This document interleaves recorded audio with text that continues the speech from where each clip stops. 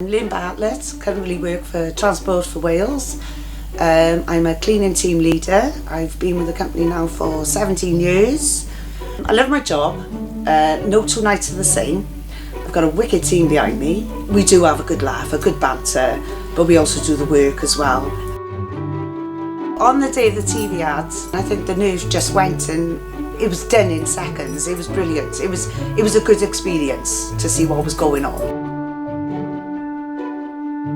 I think a lot of people think with trains, they come in and they're fuelled to get the passengers. I don't think a lot of outside people realise the hard work that goes on behind the scenes of a train regarding maintenance, regarding cleaning. You know, there is a lot going on, so those trains are perfect for the customers to ride on. We haven't had anything like this before, so it's interesting for people outside what they can see, you know, what we do as a company and as a teamwork as well.